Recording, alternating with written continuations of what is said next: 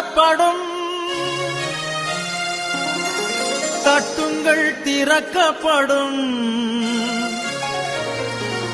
தேடுங்கள் கிடைக்கும் என்றார்.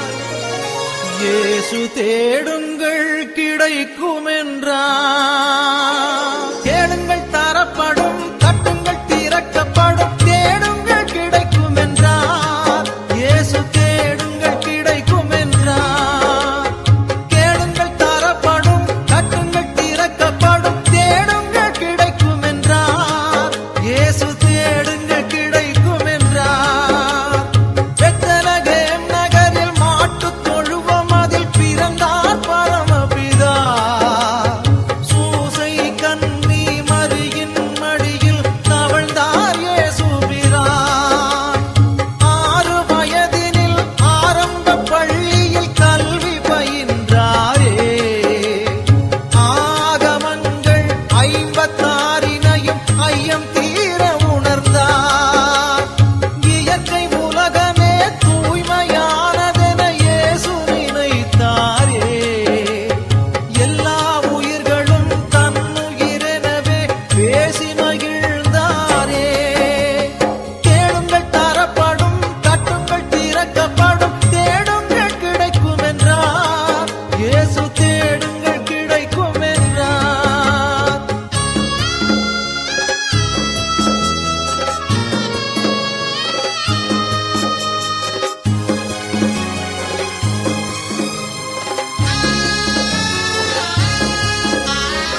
எருசலம் நகரில் பஸ்கா பண்டிகைக்கு பரமர் போனாரே.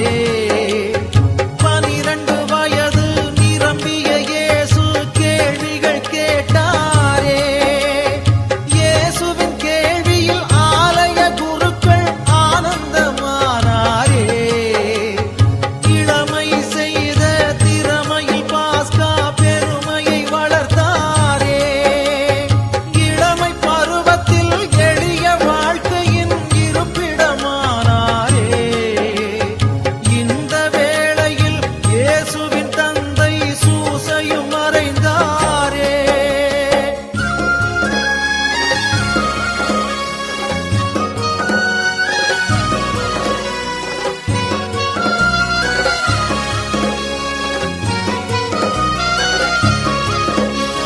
தந்தையார் செய்த தச்சு தொழிலையே தனையனும் செய்தாரே. தங்க உழவர்கள் உழுதிட கலப்பைகள் செய்து கொடுத்தாரே. தங்க உழவர்கள் உழுதிட கலப்பைகள் செய்து கொடுத்தாரே. கேளுங்கள் தரப்படும், தட்டுங்கள் திறக்கப்படும், தேடுங்கள் கிடைக்கும் என்றார்.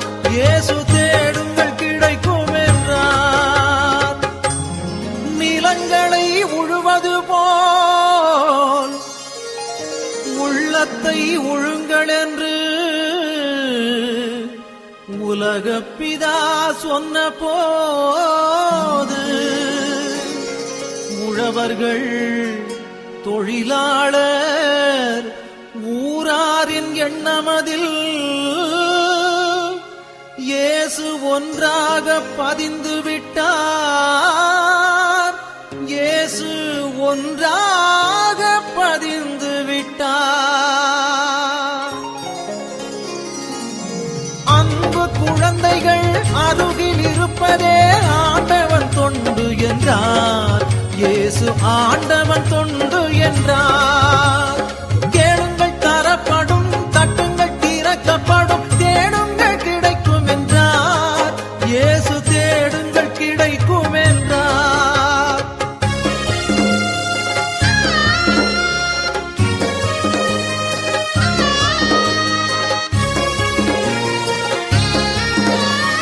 முப்பதாம் வயதில் யோர்தான் ஆற்றங்கரையினில் சென்றாரே.